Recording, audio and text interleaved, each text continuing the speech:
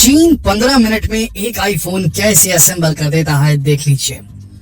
एक मिनट में 350 आईफोन। जी हाँ दोस्तों, एक दिन में 5 लाख आईफोन बन जाते हैं चीन में। ये कोई मजाक नहीं हो रहा, बल्कि हम आपको बता रहे हैं चीन की एक आईफोन मैन्युफैक्चरिंग फैक्ट्री के डिटेल्स के बारे में, कैसे काम होता है यहाँ, जहाँ के मजदूरों के हालात देखकर आपकी रूह कांप जाएगी। जी हाँ दोस्तों, लोग जिस आईफोन की चमक दमक से इतने प्रभावित होते हैं कि उसे खरीदने के लिए अपनी किडनी तक बेचने को तैयार हो जाते हैं। उस आईफोन को किस तरह से बनाया जाता है ये देखकर आपके होश हो जाएंगे। तो चलिए आज आपको लेकर चलते हैं चीन में आईफोन की फैक्ट्री में, जहाँ काम कर रहे मजदूरों का हाल देखकर आपका आईफोन से मोह भंग हो जाएगा। तो आईफोन के इस जानलेवा हकीकत को जानने के लिए वीडियो को अंत तक जरूर देखिएगा। चीन का झेंगझाओ शहर, जो राजधानी बीजिंग से लगभग 600 किलोमीटर दूर है। इस शहर में एप्पल कंपनी का बहुत बड़ा मैन्युफैक्चरिंग प्लांट है, जहां दुनिया भर में बेचे जाने वाले 70% आईफोन्स का निर्माण होता है।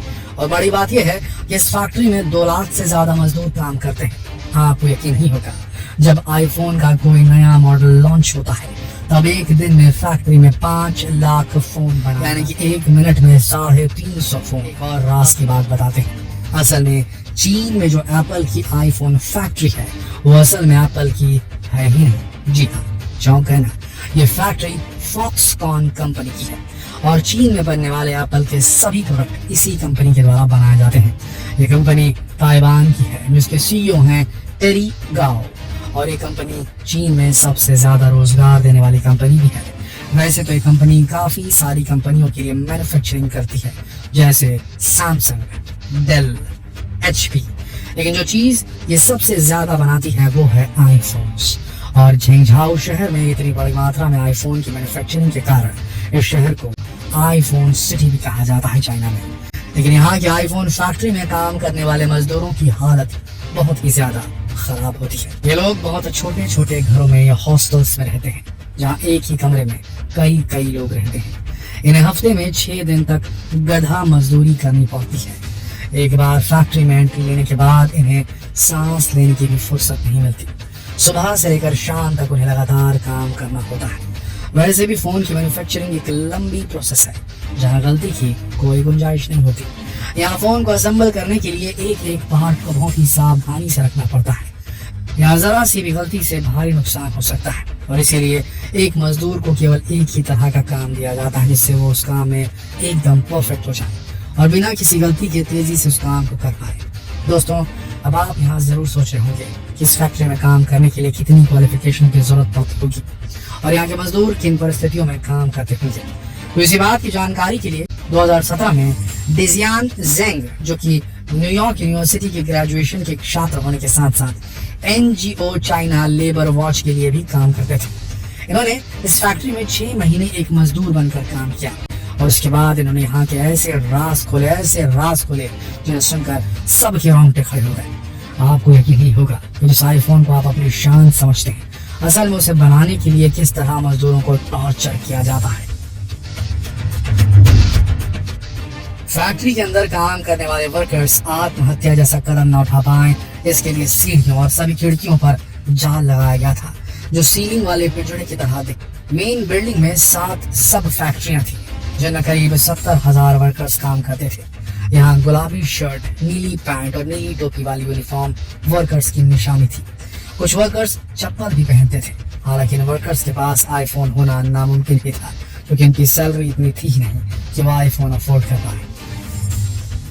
फैक्ट्री में वर्कर्स पर चिल्लाना मैनेजरों का रोज का काम था। रहने के लिए डॉर्मेट्री थी, एक कमरे में 8 लोग रहते थे। एक मंजिल पर एक रेस्ट रूम और एक बाथरूम था, जिसे करीब 200 लोग शेयर किया करते थे, क्योंकि एक मंजिल पर 20 कमरे होते थे। जेंग, जो कि न्यूयॉर्क यूनिवर्सिटी के स्टूडेंट थे, जैसे हमने आपको बताया वीडियो की शुरुआत में, जेंग को वहां काम करने के लिए 3100 यानी कि 3100 युआन महीने का मिलता था, जो कि $250 और भारतीय करेंसी के हिसाब से 30,000 से कुछ ज्यादा रुपए होते हैं।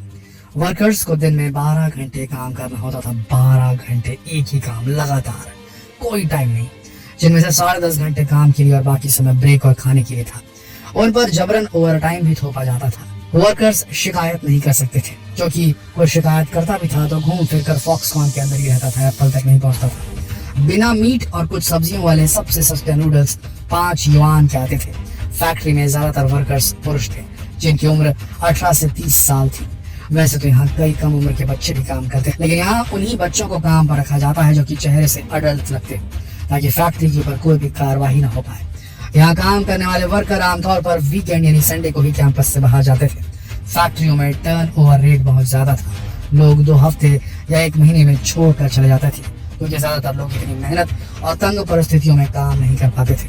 अच्छा, यहाँ की सबसे खास बात यह थी कि यहाँ नौकरी पाने के लिए आपको किसी भी स्पेशल क्वालिफिकेशन की जरूरत नहीं पड़ती थी।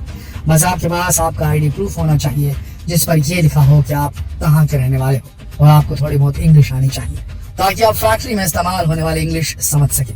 यानी कि जिस आईफोन की कीमत 1 से 1.5 लाख है, उसे बनाने वाले हाथ किसी टेलीकॉम इंजीनियर के नहीं बल्कि आम मजदूरों के होते हैं। और ये तो कुछ भी नहीं, महामारी के काल में जब पूरे चीन में लॉकडाउन लगा हुआ था और 0 महामारी की पॉलिसी लागू की गई थी चीन में, तब इन मजदूरों के साथ फैक्ट्री के मैनेजमेंट ने जो सलूक किया वो दिल दहला देने वाला था। उस समय एक वीडियो काफी वायरल हुआ था जिसमें वर्कर्स अपनी जान पर खेलकर फैक्ट्री के चारों ओर लगी कंटीली बाड़ों को फांद कर भागते दिखाई दे रहे थे, क्योंकि चीन की सरकार ने यहाँ कई तरह की पाबंदियां लगा दी थी, जिस वजह से इन वर्कर्स का यहाँ प्लांट में रहना दुभर हो चुका था और वो किसी भी तरह से भागकर अपने घर पहुंचना चाहते थे। इसके बाद पिछले साल ही फैक्ट्री में समय पर वेतन न दिए जाने और महामारी प्रतिबंधों के चलते बढ़ती परेशानी के चलते वहाँ के वर्कर्स विरोध पर उतर आए थे। वर्कर्स का कहना था कि उन्हें समय पर वेतन भी नहीं दिया जाता और कई बार तो महामारी में पॉजिटिव लोगों को साथ में कमरे में ही रख दिया जाता था। यही सब वजह थी कि अब चीन में मजदूरों की संख्या लगातार कम हो रही है। अब वहाँ के युवा मजदूरी करने से कतरा रहे हैं। जिस तरह से वहाँ मजदूरों की संख्या में कमी आ रही है, उससे आने वाले समय में चीन की मैन्युफैक्चरिंग कैपेसिटी को काफी फर्क पड़ सकता है। फैक्ट्री के मालिकों के मुताबिक उनके पास अभी इस समस्या से निपटने के लिए 3 ऑप्शन हैं। पहला ऑप्शन मजदूरों की सैलरी बढ़ाना और मुनाफे से समझौता करना। दूसरा ऑप्शन बड़ा निवेश करके ऑटोमेटिक मशीनें लगवाना। तीसरा ऑप्शन वियतनाम या भारत जैसे देशों से मजदूरों को काम पर रखने का है। हालांकि तीनों ही ऑप्शंस काफी कठिन हैं और शायद इसीलिए अब आईफोन का चीन से मोह भंग हो गया है और वो अपनी मैन्युफैक्चरिंग कैपेसिटी को चीन की जगह भारत में बढ़ाना शुरू कर रहा है। दोस्तों, अब आपका क्या ख्याल है आईफोन के बारे में? क्या भी आप आईफोन को खरीदना चाहेंगे? क्या भारत से लोग चीन में जाकर मजदूरी करना पसंद करेंगे?